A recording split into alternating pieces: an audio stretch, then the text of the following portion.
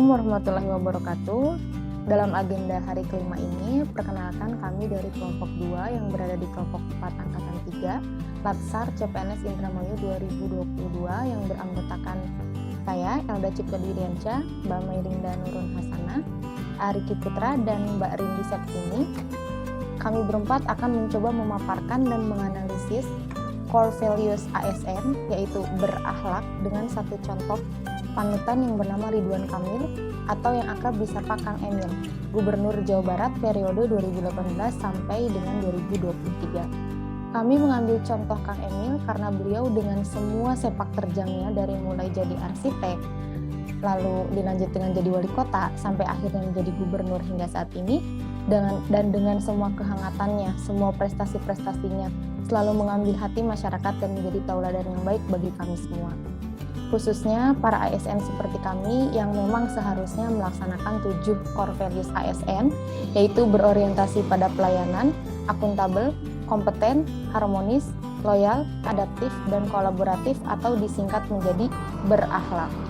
Untuk itu kita mulai saja analisisnya ya, dimulai dari nilai pertama yaitu berorientasi pada pelayanan. Pada dasarnya tujuannya adalah memberikan pelayanan prima demi kepuasan masyarakat.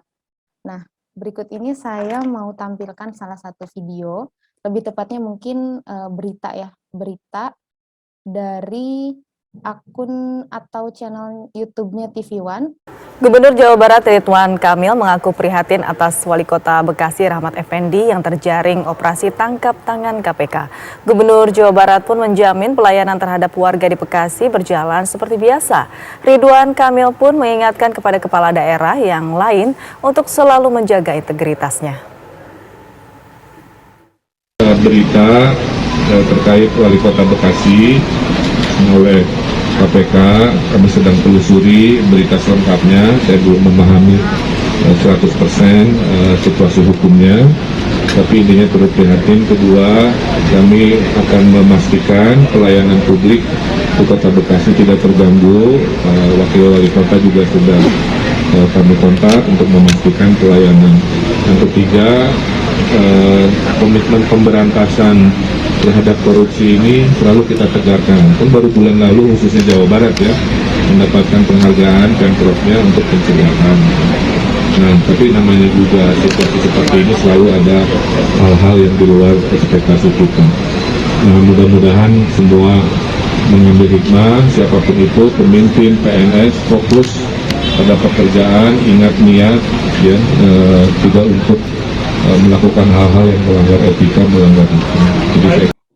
Nah, dari video yang diunggah tanggal 7 Januari 2022 tersebut, di situ terlihat jelas ya kalau Kang Emil mengingatkan lagi ke kita semua, khususnya mungkin orang-orang yang ada di video itu, ya masyarakat yang ada di video itu, akan pencegahan korupsi atau jangan melakukan korupsi. Fokus pada pekerjaan, ingat niat, dan tidak boleh melakukan hal-hal yang kurang beretika. Hal ini menunjukkan Kang Emil mengedepankan kebutuhan masyarakat dan jangan sampai melanggar etika. Fokus pada pelayanan yang baik dan terus melakukan perbaikan tiada henti. Dengan beliau berdiri di situ juga sudah menunjukkan sikap cekatan sebenarnya yang bagian dari berorientasi pada pelayanan atas kasus korupsi di Bekasi tersebut gitu.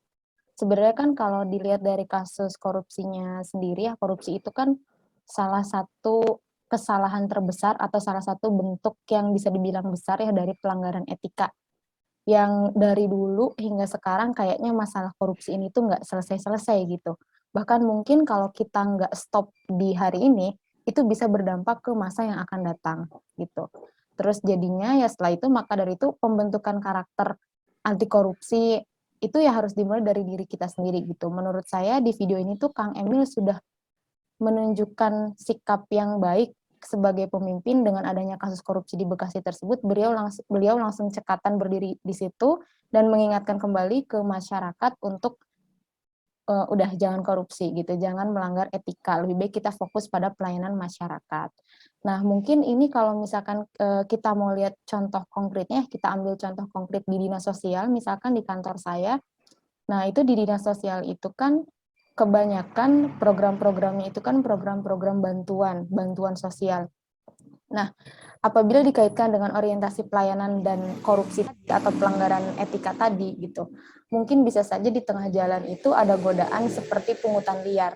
Nah, pungutan liar tersebut tentu saja pelanggaran etika yang mana itu sangat bertentangan dengan pelayanan yang baik kepada masyarakat. Sebagai ASN yang baik, mungkin ini juga seharusnya jadi pembelajaran untuk saya gitu ke depannya. Kalau misalkan ada masyarakat yang membutuhkan gitu, sebaiknya kita utamakan hal itu terlebih dahulu gitu. Pungutan liar yang tadi saya sebutkan gitu, kalau bisa, kalau kita menemukan kasus itu, kita stop dulu atau misalkan kita ingatkan orang yang melakukan pungutan liar tersebut agar terus fokus pada orientasi pelayanan, bukan malah memanfaatkan sesuatu dan masyarakat malah tidak terlayani seperti itu. Yang kedua, kita masuk ke sikap yang akuntabel, di mana baru-baru ini Provinsi Jawa Barat memperoleh penghargaan WTP atau wajar tanpa pengecualian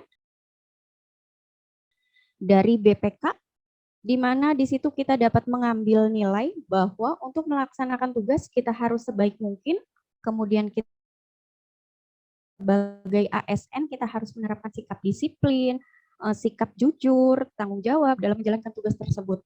Di sini kita sebagai ASN misal datang tepat waktu, tidak terlambat. Kemudian di sini kita melaporkan tugas-tugas kepada atasan sesuai dengan waktu yang ditentukan, jujur dalam bekerja sesuai dengan SOP yang berlaku, dan menolak untuk gratifikasi dan suap baik dalam bentuk apapun. Kemudian yang ketiga, kita membahas tentang kompeten. Bapak Ridwan Kamil ini merupakan seorang arsitek profesional, di mana sebelum beliau terpilih menjadi Gubernur Jawa Barat, dan sampai sekarang pun beliau masih menjadi dosen di ITB. Selain menjadi dosen, beliau juga tetap melaksanakan tugas-tugasnya sebagai Gubernur Jawa Barat dengan memberikan terobosan-terobosan terbaru untuk masyarakat.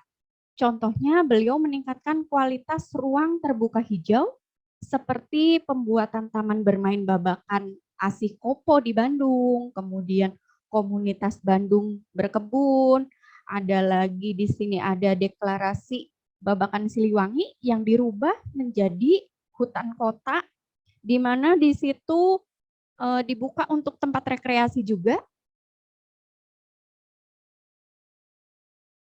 Jadi warga dari daerah lain juga bisa berkunjung ke situ, tidak hanya pada siang hari, tapi pada malam hari juga di situ akan terlihat sangat cantik ya. Kemudian di sini juga beliau membuka Bandung Park Festival Project. Nah, kita sebagai ASN diharapkan dapat mencontoh nilai-nilai beliau, dan kita juga menghormati terobosan-terobosan baru yang dibuat oleh beliau dengan cara kita menjaga, melestarikan fasilitas lahan hijau juga, kemudian merawat fasilitas yang sudah disediakan untuk masyarakat dengan cara tidak membuang sampah sembarangan, tidak mencoret-coret taman, dan fasilitas lainnya. Nilai yang kelima yaitu harmonis.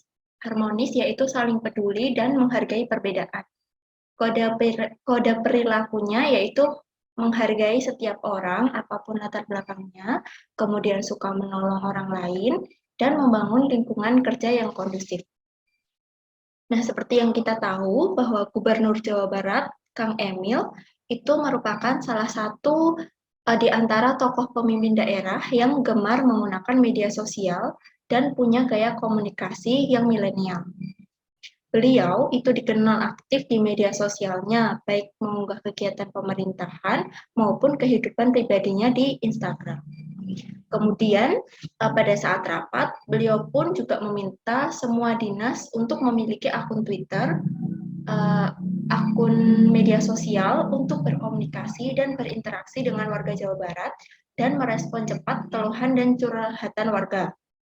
Kemudian, beliau juga merencanakan metode baru pelaporan keluhan warga dengan menggunakan media sosial yang sudah diluncurkan, yaitu Jabar Quick Response. Nah, Jabar Quick Response itu merupakan program pemerintah untuk mengatasi masalah kemanusiaan. tim cepat tanggap program tersebut akan langsung segera terjun mengatasi aduan pelapor yang disampaikan melalui saluran media sosial tersebut. Nilai harmonis dari Kang Emil ini dapat dikembangkan oleh kita sebagai ASN dengan menjadi ASN yang milenial untuk menciptakan lingkungan kerja yang harmonis.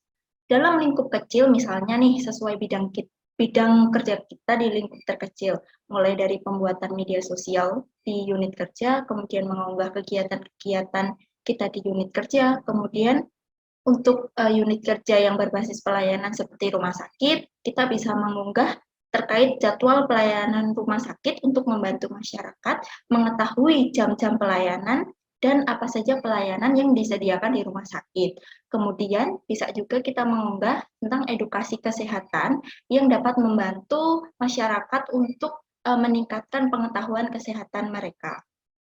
Kemudian dapat juga diunggah tentang cara pelaporan atau pengaduan jika ada saran atau masukan dari masyarakat terkait dengan pelayanan di instansi tempat kita bekerja.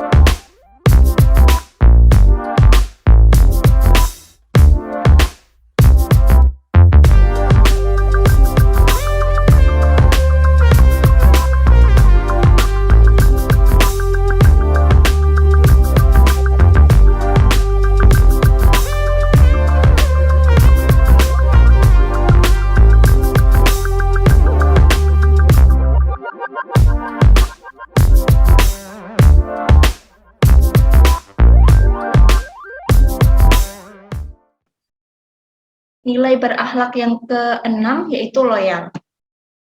Loyal yaitu berdedikasi dan mengutamakan kepentingan bangsa dan bernegara. Kode perilakunya yaitu memegang teguh ideologi Pancasila, Undang-Undang Dasar 1945, serta kepada NKRI dan pemerintahan yang sah. Kemudian menjaga nama baik sesama ASN, pimpinan, instansi, dan negara, dan menjaga rahasia jabatan dan negara. Kang Emil ini sudah menerapkan nilai dasar loyal yang dibuktikan dengan beliau mengenalkan nilai Pancasila pada anak-anak melalui permainan tradisional Pancamain. Nah, Pancasila itu sebagai dasar negara berguna bagi bangsa Indonesia untuk pedoman hidup bermasyarakat. Namun sayangnya semakin hari banyak yang abai akan penerapan norma-norma kehidupan dalam Pancasila. Nah, tujuan mensosialisasikan Pancamain oleh Kang Emil itu yaitu untuk melahirkan generasi yang mencintai Pancasila, membela Pancasila, dan mengamalkan Pancasila. Pancamain itu merupakan 5 permainan tradisional Indonesia yang memiliki nilai-nilai kearifan lokal dan mengandung nilai-nilai Pancasila. Pancamain merupakan permainan tradisional yang terdiri dari 1. Pancagasing, 2. Papancakan, yang ketiga ada bola 5, yang keempat ada balap jajar, dan yang kelima catur Teguh Umar.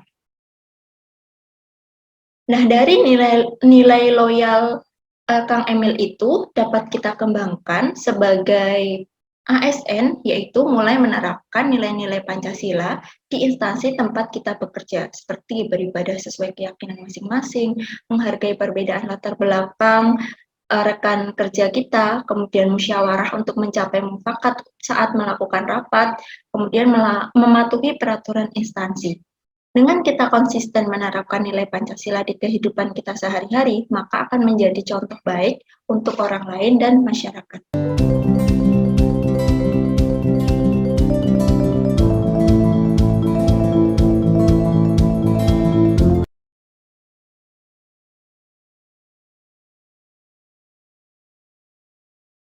Yang keenam adalah adaptif. Definisi dari adaptif sendiri merupakan kemampuan untuk menyesuaikan diri dari perubahan. Bapak Ridwan Kamil telah membuka wacana tentang penerapan kebijakan work from home secara permanen atau bekerja dari rumah untuk beberapa bidang. Penerapan WFH permanen ini merupakan sikap adaptif dari kebiasaan pola hidup baru dengan pemanfaatan kecanggihan teknologi. Contoh sikap tersebut menjadi acuan para ASN untuk bisa lebih melek teknologi, dan hal ini dapat dimulai dengan melatih soft skill dengan pemanfaatan teknologi yang akan berguna untuk menyelesaikan tugas secara efisien. Gubernur Jawa Barat Ridwan Kamil membuka wacana untuk memberlakukan kebijakan work from home atau bekerja dari rumah secara permanen bagi aparatur sipil negara di pemerintah Provinsi Jawa Barat. Gubernur menganggap WFH yang diterapkan sebelumnya terbilang efektif. Badan Kepegawaian Daerah Jabar saat ini mulai memetakan mana ASN yang bisa menerapkan WFH secara permanen. Sedang dikaji apakah pasca pandemi terjadi adaptasi kebiasaan baru kan, termasuk kerja-kerja yang bisa WFH 100%. Nanti akan dikaji, nanti kita jadikan sebuah pola gaya baru. Contoh ya, nggak usah ketemu, kalau di Zoom bisa beres. Nah, itu nanti jadi sebuah prosedur. Ngapain 27 kota kabupaten bertemu di Bandung atau di mana, kalau via Zoom saja sudah beres. Itu akan diklasifikasi contoh-contoh yang permanen. Rencana ini mendapat respon dari sejumlah ASN di lingkungan Pemprov Jabar. Mereka menganggap hal ini bentuk dari perkembangan zaman. Kita juga apalagi sebagai ASN muda harus tetap beradaptasi dengan disrupsi teknologi begitu dan perkembangan zaman. Ya kami menunggu dan juga menyambut baik gitu ketika memang itu sudah ada dan berlaku. Kita siap untuk menyambut bekerja. Oke, kita dari corona ini kita ngelihat banyak ternyata yang bisa dirubah, salah satunya WFH ini. Jadi bukan pas corona aja, ternyata di hari-hari biasa pun ternyata kita bisa WFH, dan itu jadi sebuah solusi yang malah inovatif dan jadi efisien kerjanya gitu. Anggota Komisi 1 DPRD Provinsi Jawa Barat Haruswandaru menilai ide yang dikeluarkan Pemprov Jabar cukup baik. Namun ia meminta agar kebijakan ini dikaji lebih dalam. Jangan sampai kebijakan ini hanya bentuk spontanitas semata. Dikaji dulu, didiskusikan dulu, mungkin nanti jadi ada draft pergub misalnya gitu kan. Setelah siap, silakan dikeluarkan. Misalnya kami sudah terbitkan pergub tentang WFH permanen untuk bidang anu. Ya, tunjangannya dirubah jadi pulsa misalnya, jadi data gitu ya, pengawasannya seperti ini gitu ya, dan kami berharap pelayanan tidak terganggu bahkan menjadi maksimal, kan begitu. Kalau sekarang saya tanya mana pergubnya? Ya belum kan, makanya nanti aja ngomongnya gitu. Pengamat kebijakan publik Universitas Padjadjaran Yogi Suprayogi menilai apa yang disampaikan Ridwan Kamil adalah sebuah inovasi. Dari survei yang pernah ia lakukan, produktivitas ASN yang menerapkan WFH justru meningkat. Namun demikian, pemberlakuannya bisa dilakukan secara bertahap. Saya setuju, harus ada yang memulai. Mungkin berapa persen dulu gitu, 10%, 20% dulu pegawainya di flexible working arrangement kan, dan sisanya bisa menggunakan yang tadi, yang layanan langsung. Nah, tapi harus diatur juga. Selama ini kan Jawa Barat itu menjadi percontohan ya, kehadirannya bagus dan sebagainya. Kan kalau dulu mungkin di Jawa Barat pakai apa biasanya? Pakai fingerprint gitu ya, pakai face recognition. Nah, mungkin ke depan harus didetek bagaimana posisi, misalnya saya lagi di sini nih, di Kota Bandung misalnya. Betul nggak nih saya hadir di sini? Nah, itu kan harus ada teknologi lagi yang mempengaruhi itu. Yogi menambahkan, agar berjalan dengan baik, kebijakan ini perlu dibarengi pengawasan dan monitoring yang maksimal. Kiki Haryadi, Sidki Irfan, Bandung, Jawa Barat.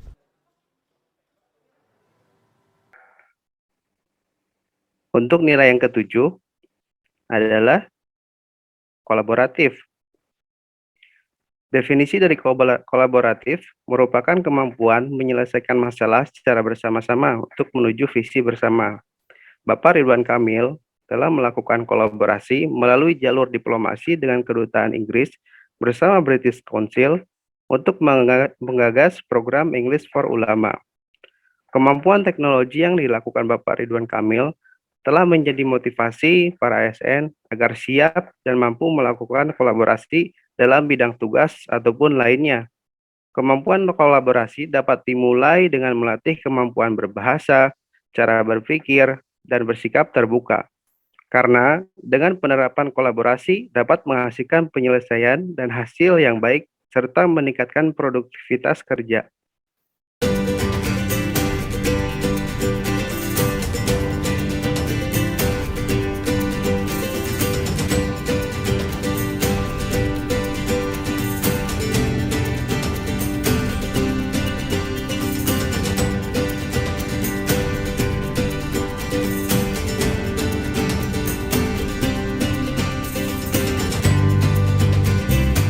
untuk mengetahui langsung bagaimana pentingnya program ini, saya akan tanyakan langsung kepada Duta Besar Inggris untuk Indonesia, yaitu Duta Besar Muazzam Malik.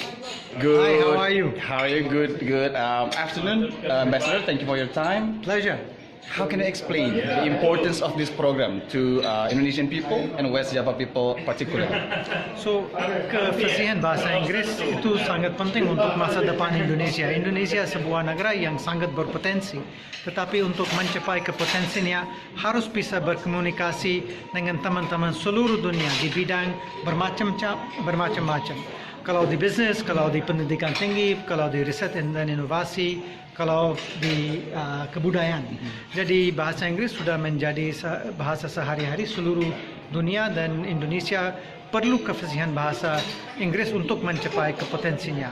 Melalui program tersebut, program English for West Java yang sebagian program English for Indonesia, kami berusaha untuk mempromosikan materi-materi yang bisa diakses secara gratis untuk remaja, untuk yang dewasa, untuk anak kecil, dan juga untuk guru-guru bahasa Inggris untuk meningkatkan kapabilitas bahasa Inggris seluruh Jabar dan seluruh Indonesia. Oke.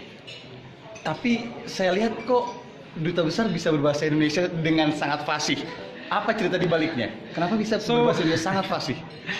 Well, saya berminat ya. Saya berpikir kalau mau berkomunikasi dengan rakyat di sebuah negara harus bisa menggunakan bahasanya.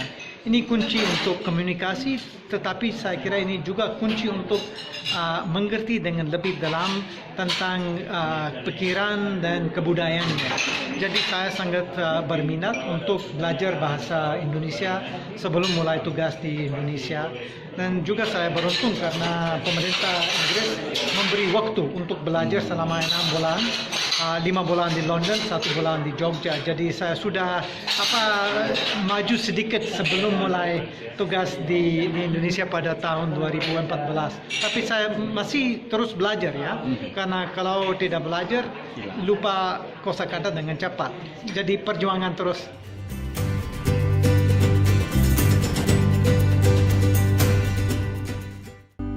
Oke, mungkin cukup sekian pemaparan dan analisa dari kelompok kami.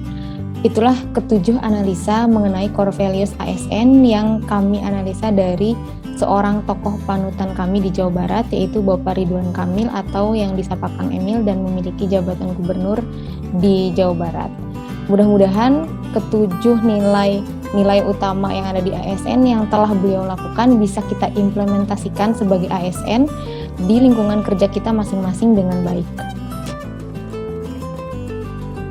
Jabar Juara. BPSDM terpercaya. Indramayu bermartabat.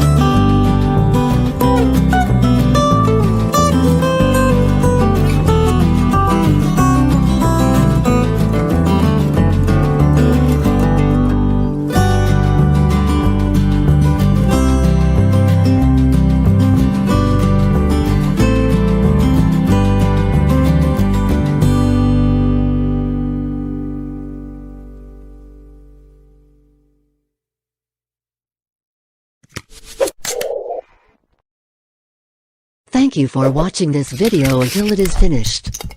If useful to you guys, please like and share this video. If you have any suggestions for us, leave a message in the comments field. Always support us by clicking the subscribe button, because it means a lot to us. To the next video. See you.